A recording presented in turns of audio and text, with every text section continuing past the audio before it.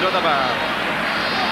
An excellent piece of play by Jacko, picking up the ball deep on his own 21-yard line, playing it through, and then picking it up again, and had the presence of mind to spot Tad, and who laid off a very good ball to Ambrose breaking through. Ambrose, I don't know whether he went for the point or went for the goal, but it was a great opportunity to take a major score. Terrific football in the Munster final. 6 minutes to half-time. John Kwan, one of Limerick's most impressive performers. Danny Fitzgerald, the hop almost beating him, but he did ever so well to get it. A good ball through to Sean Kelly, trying for the goal and getting it. That's a magnificent goal by Kelly. An excellent strike by the wing three-quarters from Newcastle West. Great support play by Big Donald Fitzgibbons. He sold a dummy, I don't think really meant, but as he turned the Kerry defence one way and with the left foot struck a beautiful goal.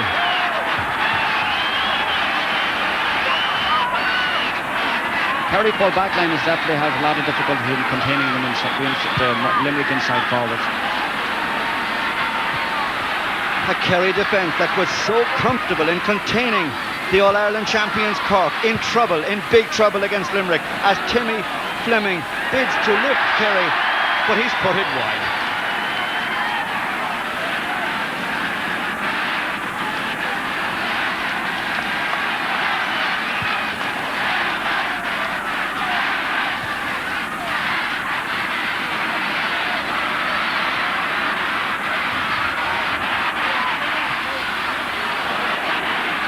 Kerry still not getting their signals quite right.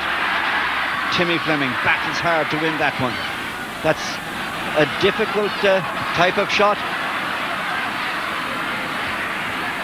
John Cronin to Jack O'Shea, who'll try for the point. Jack O'Shea. The angle favoured him, however. He had got a good one from almost the exact position early on in the Munster final.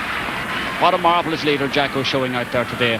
In spite of conceding a second goal there, Kerry, right up the pitch, and from the very same angle as his earlier point, just nonchalantly tapped it over the bar. So as we come up towards half-time, we're right on 35 minutes now. Kerry in a bit of trouble, 3 points down. Pat Spillane to try to do something about that. A good ball to Pat Dennehy, leaving it to Maurice Fitzgerald. Maurice Fitzgerald with the confidence to go for the point, but without the accuracy to get it.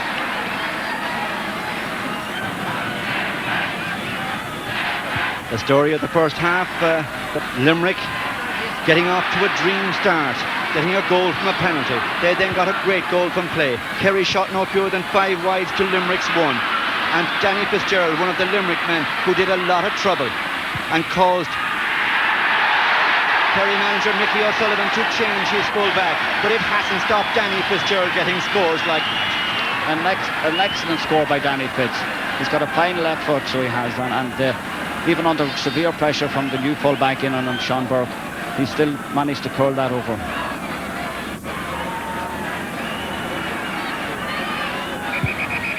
4 points between them in the Munster final at half-time 26 years ago when Kerry met Limerick in the Munster final last. Limerick led by 5 points. There's one less today, but it's a great lead. 2 goals and 8 points to Kerry's 10 points at half-time. And as they go off at half-time, a huge round of applause all around the ground, no doubt for the efforts of Limerick, just as much for the home side. Second half underway with Kerry having Sean Burke now at full-back. He switched in there about 2 minutes or so before half-time, and Kieran Calhan has gone out to right half-back. Kerry bidding to curb the threat of Danny Fitzgerald. Timmy Cummins playing that ball through to PJ Garvey.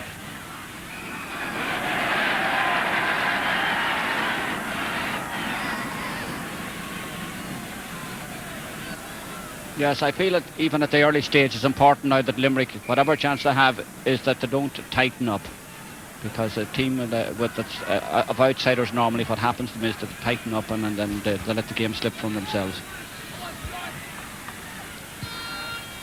James Donovan has been so good with his free taking in this match so far. Perhaps Brian McAniff, the wind, bearing in mind Maurice Fitzgerald's problem in the first half, the wind might just be a tricky little problem. It might be more tricky down than it is up here, you know. It's very, very difficult to allow, but he seems to have overcorrected the same thing as Maurice Fitzgerald had in the first half of pulling. He's overcorrected there.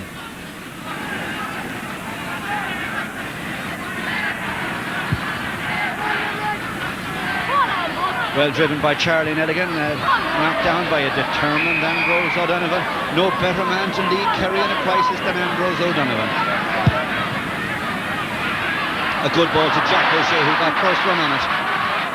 Through towards Pat Spillane on the burst, knocked away from him very well indeed by Tom Brown, but Spillane at the second attempt gets a very good score. Pat Spillane. I feel that's a very telling score and a very settling score for Kerry, engineered by none other than the two veterans themselves. It'll be very important now that Limerick keep their composure and keep their shape at the back.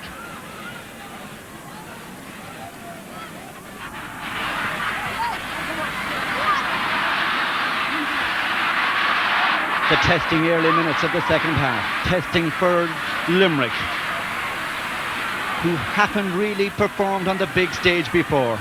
Testing too for Kerry, who needs scores. But there's that man, Maurice Fitzgerald, to lift them. And the cheers ring out all around Fitzgerald Stadium.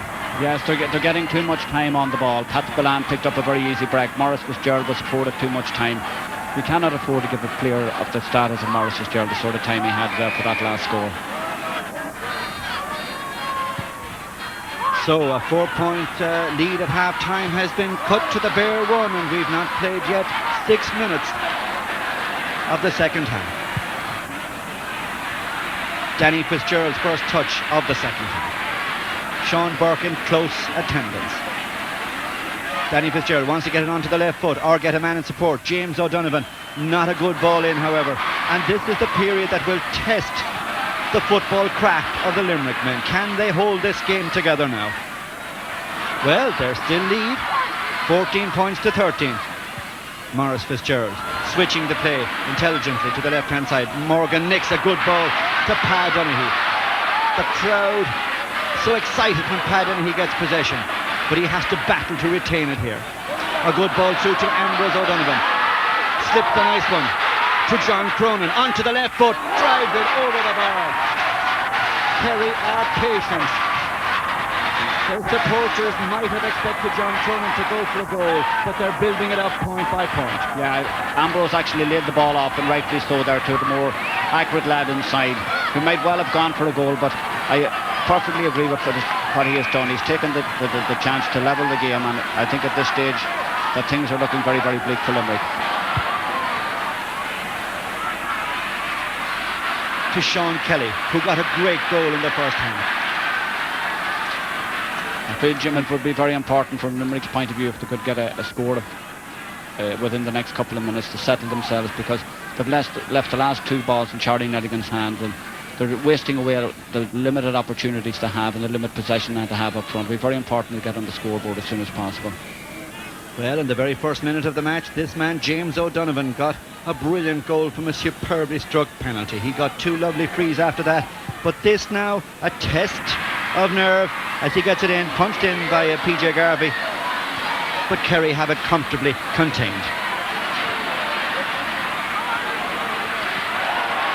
Quick flicked passes and a late challenge that won't go unpunished, I feel. The referee, Pat Russell, will let the play go on. He'll see how it develops, but he may go back and speak in a moment or so to a Limerick man, John Cronin.